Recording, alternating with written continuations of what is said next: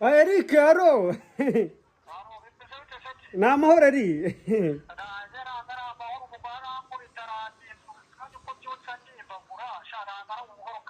ndahiro urakubitwa n'umugore sha uzi kuri imbwa sha